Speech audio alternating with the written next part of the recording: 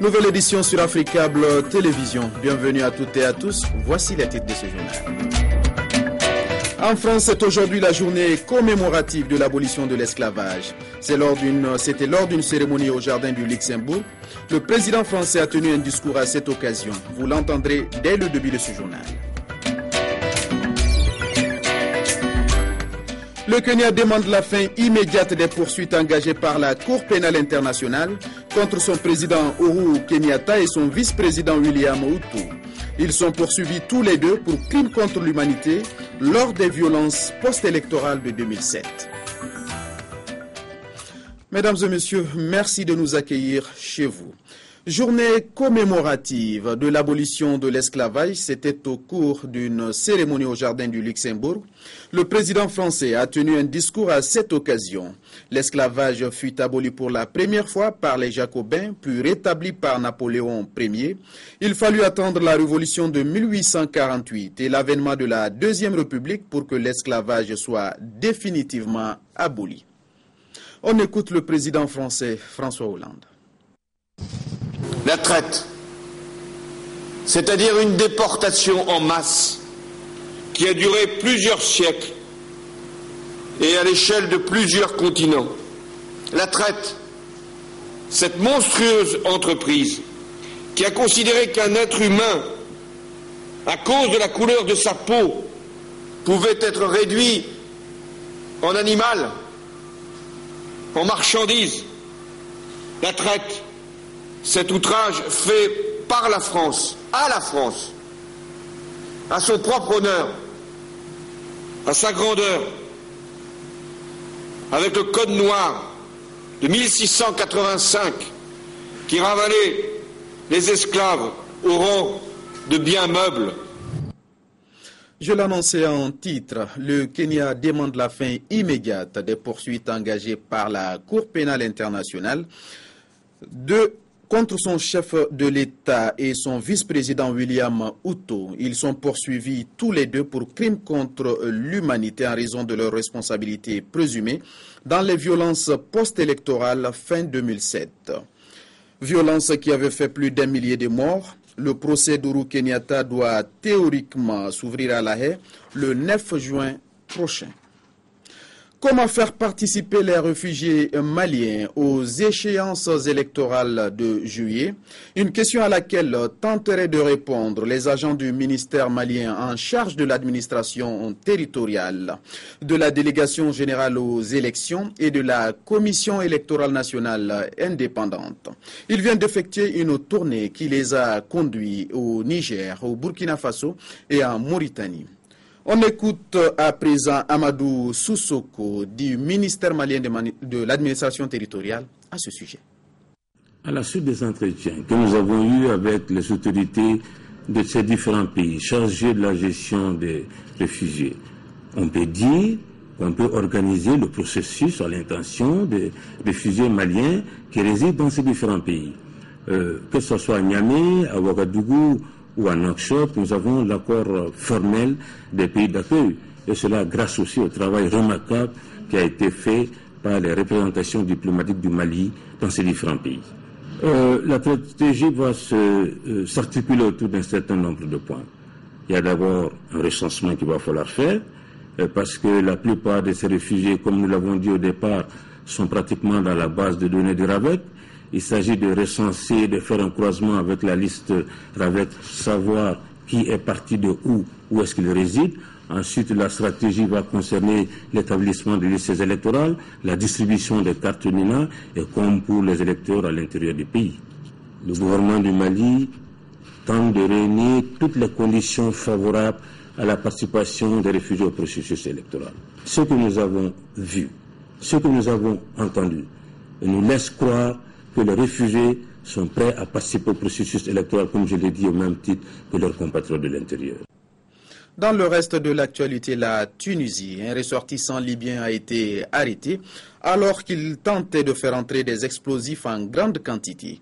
Cette arrestation survient alors que l'armée tunisienne est engagée depuis une dizaine de jours dans la traque de groupuscules islamistes dans la région du mont Chembi. Tunis et Alger annoncent par ailleurs avoir renforcé leur coopération sécuritaire de part et d'autre de la frontière. On part à présent pour le Soudan du Sud. Le dernier né des pays africains a bientôt 2 ans et les défis sont immenses, y compris pour les journalistes qui peinent à trouver leur voie. Et la presse écrite est très peu lue en raison du fort taux d'analphabétisme. Dans ce studio télé, le patron n'a jamais le temps de souffler.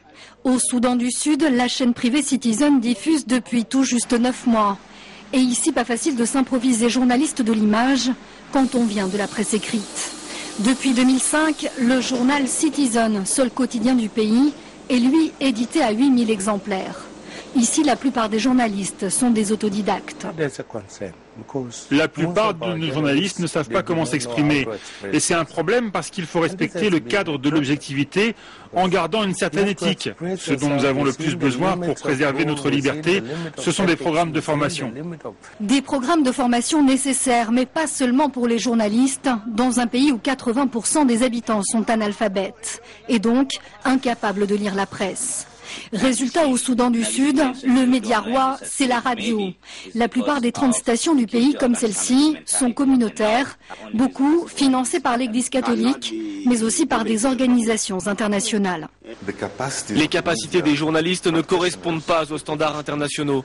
Dans ce nouveau pays, il y a beaucoup de défis dans le domaine de l'éducation ou des infrastructures. Donc l'une des priorités que nous examinons, c'est le renforcement des capacités des professionnels des médias en général.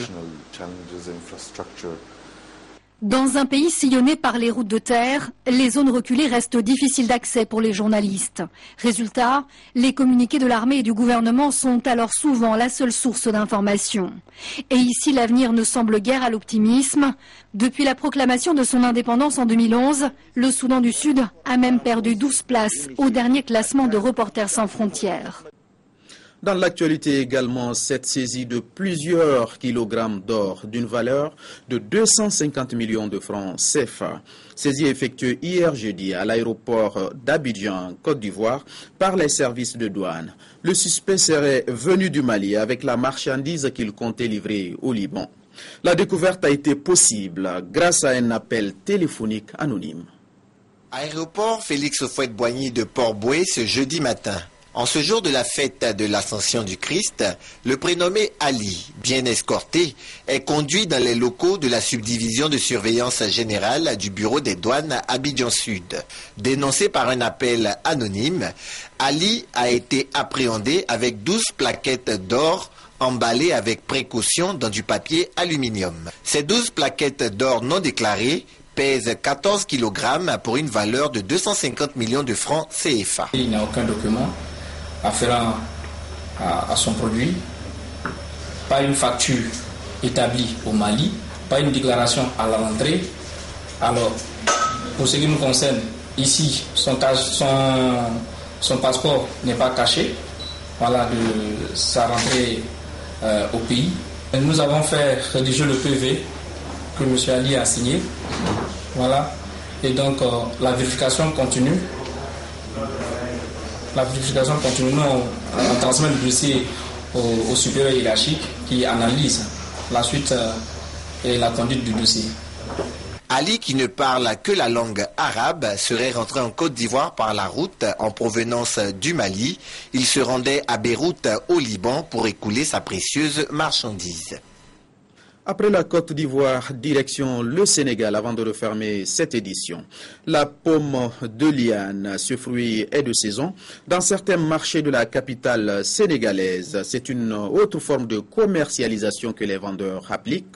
Le fruit est vendu en pot avec des cueurs, une option bien appréciée par les clients.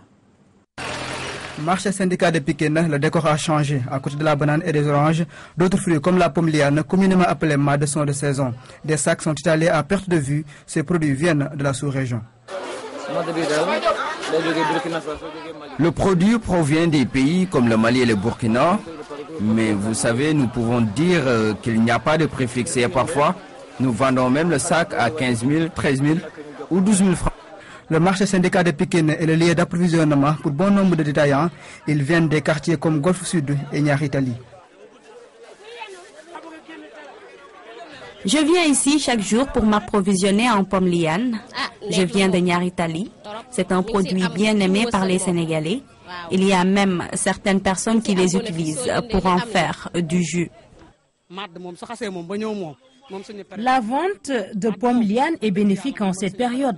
On s'en sort vraiment. Je viens de Golfe Sud et j'ai des clients qui m'attendent là-bas. Après syndicat, cap sur le marché Sandaga. Ici, les vendeuses utilisent des pots pour écouler le produit. Le commerce de pommes lianes ne marche pas bien maintenant. Il y a beaucoup de vendeurs. Pour attirer les clients, j'ai opté de vendre avec les pots. C'est plus propre et mes clients adorent ça. La vente de pommes lianes est aussi l'affaire des hommes. Devant le lycée de Lamine Gueye, Mohamed exerce cette activité depuis 1992. Parmi ses clients, on compte des élèves et autres riverains. Les clients viennent sincèrement. Il y a des élèves et autres riverains. Ici, les prix varient entre 300, 400, 500 et même 1000 francs CFA. La vente de pommes lianes est une activité génératrice de revenus. Les vendeurs comme les clients dénoncent la cherté de ce produit qui reste toutefois bien prisé par les Sénégalais. Fin de cette édition, merci de l'avoir suivi. Vous serez ce soir en compagnie de Kolsian Garsou dans Afrique Soir à partir de 19h45 temps universel. Bonne suite de programme sur Africa Télévision.